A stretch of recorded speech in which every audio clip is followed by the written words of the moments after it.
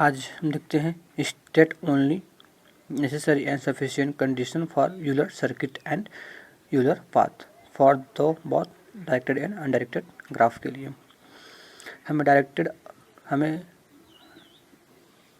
और undirected graph के लिए क्या करना है, यूलर सर्किट और यूलर ग्राफ का डेफिनेशन देखना है with example.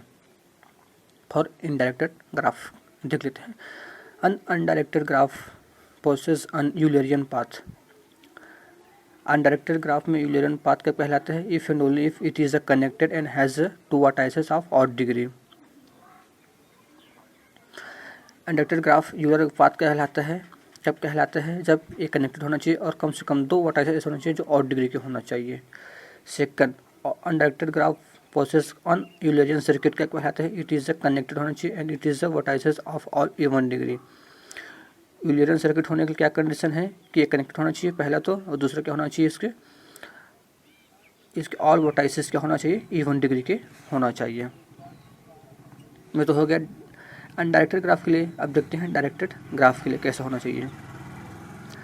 A directed graph possess an Eulerian path if only if it is connected and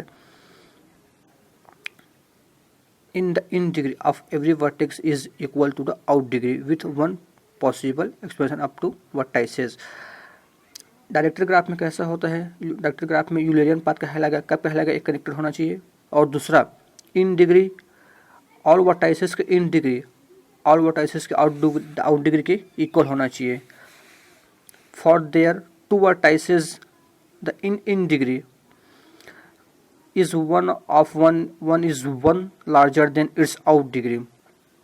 कम से कम हमारे पास दो वर्टाइसेस ऐसा होना चाहिए जिनका इन डिग्री उनके करस्पॉन्डिंग आउट डिग्री के एक अधिक होना चाहिए, लार्जर देन उससे बड़ा होना चाहिए। ये हो गया। और दूसरा क्या हो गया?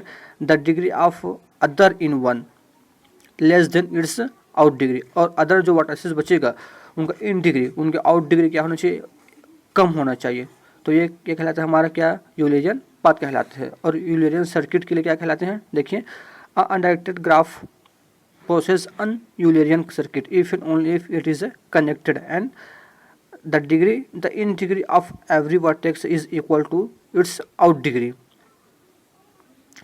डायरेक्टेड ग्राफ में यूलरियन सर्किट कहलाता है कब कहलाता है? जब ये कनेक्टेड होना चाहिए और दूसरा इनका इन डिग्री ऑल वर्टाइसेस का इन डिग्री इसके आउट डिग्री के इक्वल होना चाहिए। हमारे पास ये एक ग्राफ है जिसमें हम देखते हैं कि इनका इन के क्या क्या ये अनडायरेक्टेड ग्राफ है। तो इसमें हम देखते हैं कि ये यूलरियन सर्किट है क्या यूलरियन ग्राफ है।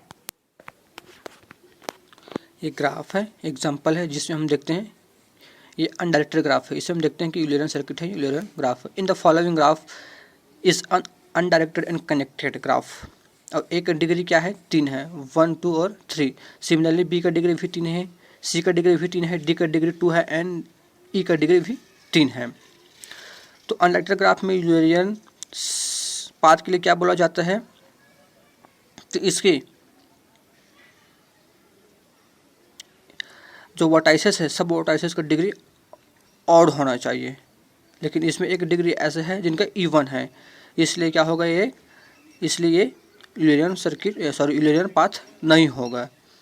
Similarly also the graph has no content an Eulerian circuit since all vertices does not have even degree.